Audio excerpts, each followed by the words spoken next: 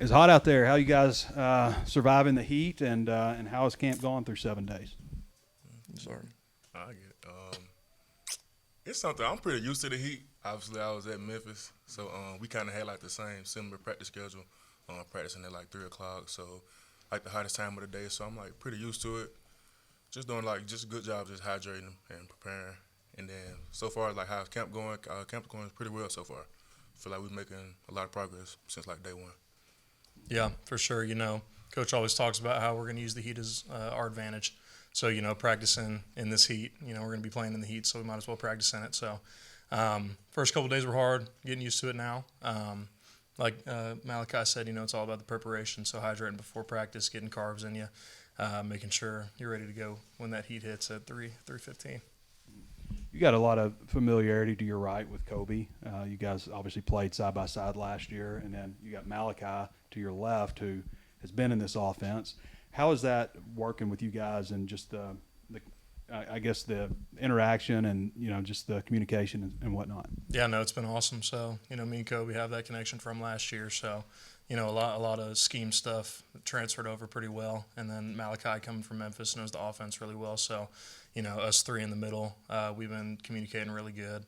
I'm sure Coach mentioned this morning he corrected me on a call in the walkthrough. So to this day, still mess up sometimes, but it's good having a guy that's been in the offense to get me straight sometimes. Well, he didn't say your name. He just said he corrected a guy. So That was me. That was me.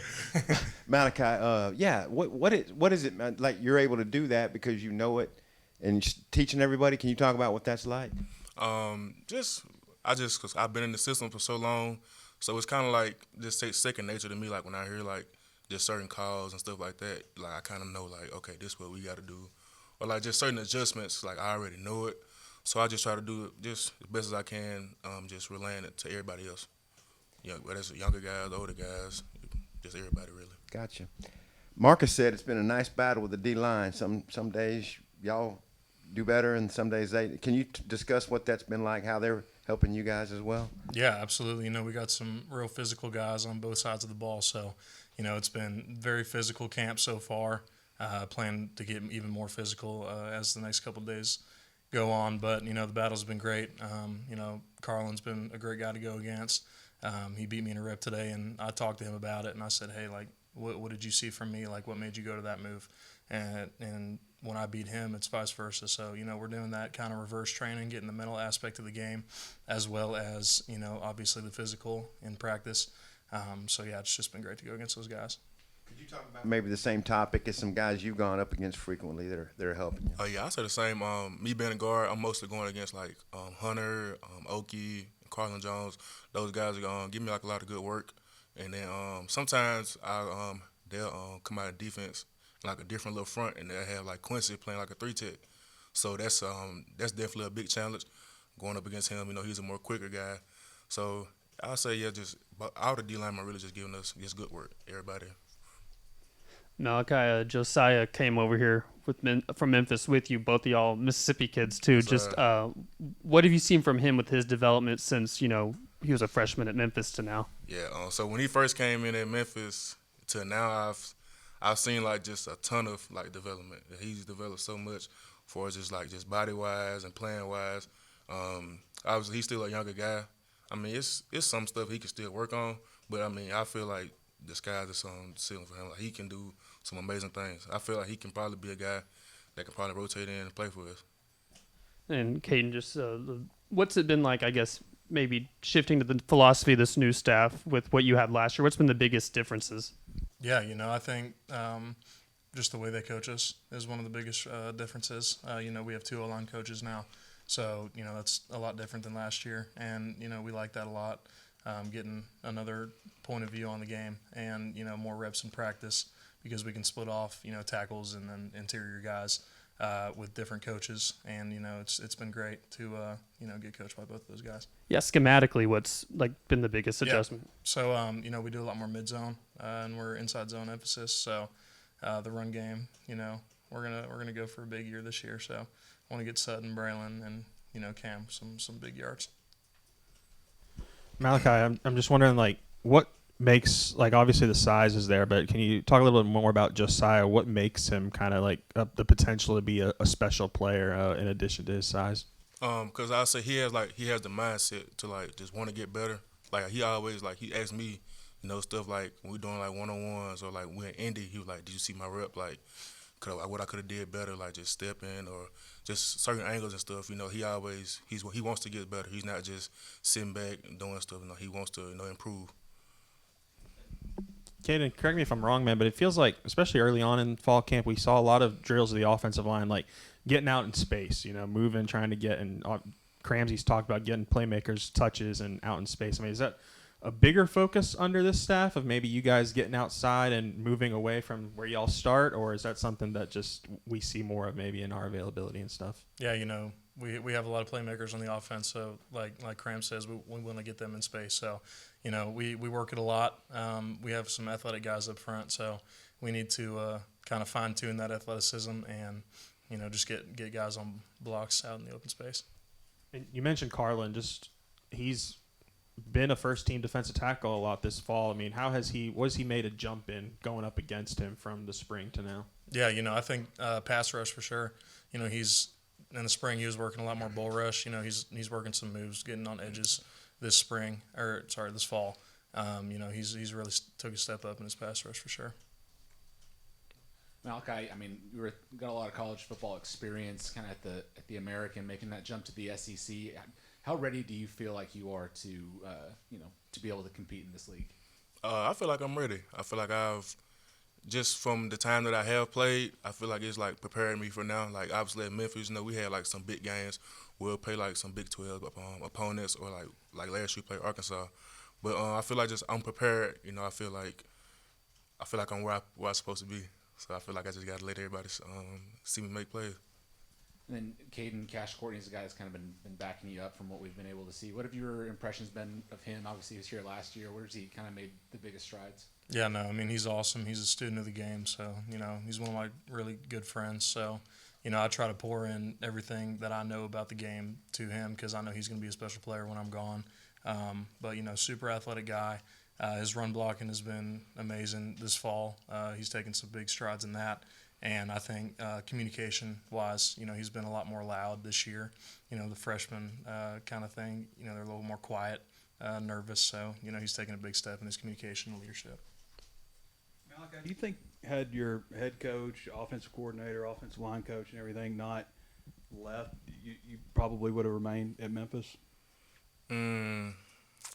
I can't say. I can't say I probably would have remained, but I was definitely. I had plans on probably like getting in the portal, but I mean I had a great relationship with Coach Silverfield, Coach Myers, Coach Cramsey, Coach Noah, like the sprint staff and everybody. So it was kind of like I already in the back of my head, like if I could possibly go with Coach Silverfield, I'd be open to it. Yeah. Was that just kind of, I guess, the best of both worlds? You get to stick with your coaches and yeah, I feel like it was just the best for me, Mm-hmm. and like just my career wise, and I didn't want to go anywhere where I would have to learn a new system. So I kind of just wanted to go somewhere where I knew like the coaches already knew me, trusted me, knew the kind of player I was, and then the scheme wise, obviously. Yeah. Malachi, I guess, knew what he was coming into because of the transfer portal time. But what you were sitting there, I guess, following along and okay, they hired Jeff Myers, they hired Marcus Johnson.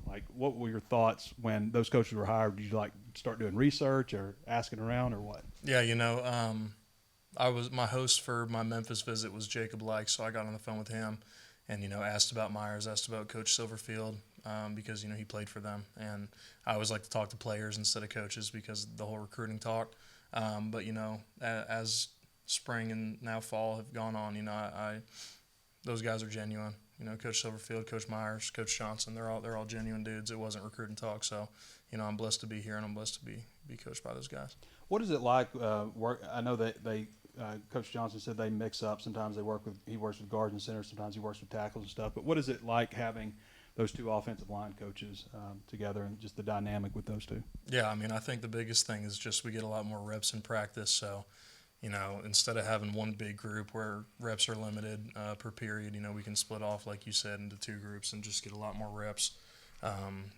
Myers takes us most of the time. Coach Johnson works with the tackles. So, you have skill-specific coaches working with guys. So, it's good to have both those guys in the room. All right, Caden, can you give us the backstory on the haircuts? Why was that the choice for team camaraderie? When did you come up with it? And just kind of, the whole details there. We wanted to do something. Kobe likes to say I was losing my hair, and that's why we did it. It's totally not the case, but, I'll just let him have it. But haircuts, I remember, the Colorado School of Mines kind of thing, their media day pictures, and I don't know. It just kind of popped in my head, and I was like, let's do this year. It's my last year. I'm going to have some fun, do something different with the guys, and, that's what we went with. So, Does anyone other than Kobe still have the haircut? I think I was the second, one that lasted the longest. I kept mine for a week, and now I got the Trey Biddy, so we're doing good. Plus, they got Alex. What can you say about just Kobe's, not only y'all's chemistry together, but as a guy that started last year as a redshirt freshman, and just how has he kind of grown since you've gotten here? Not just maybe since the springtime, but since you first arrived on campus. Yeah, I think the biggest thing between me and Kobe's relationship that has grown has been off the field. So we really dove into that relationship, because that's going to make us closer on the field. It's going to make us trust each other a lot more on the field. And we hang out a lot outside of football. We go fishing a lot. So, I can't even express how much that helps on the field. Caden, right after last season ended, it would have been really easy for you to hit the transfer portal for a different team. Just why did you choose to stay, and how motivated are you to right the ship? Yeah, I love this place with my whole heart, so I didn't want to leave. It was all about the right fit. I wanted to see who the coach was going to be, and who I was going to be coached by in the offensive line room. So, when Coach Silverfield was hired, that was who I was hoping would get hired, because I've been wanting to play for him for a while now. So, had a couple meetings with him, and met with Coach Myers and Coach Johnson quite a bit, and ultimately decided to stay. And because I want to be a part of something special, and I want to finish what we started last year. So, I'm big on team loyalty. You don't see that a lot in college football anymore, and let's rewrite Arkansas. So, Marcus was talking about having Silverfield as a coach who's been with O-lines before. Mm-hmm. Can you talk about maybe how that impacts what you guys do, and the both of y'all, if you would? I say it's a big impact. Obviously, he's a guy that's did it at the highest level, coaching in the NFL and everything. So he gives us a lot of feedback, even if it's down to the smallest little detail. He he corrects us on it. And I feel just having Coach Silverfield, being there, being the offensive line guy, that plays a big part. yeah, for sure. He's all about the little things. So, like Malachi just said, he's going to point out when we make little mistakes. So, if I don't have my left hand in the right position on a single block, he's going to point that out. And that's made me a lot better player this fall. And, it's just huge having another offensive line guy in the building. So we really have 3 or 4 offensive line coaches if you think about it. So, yeah, it's been good.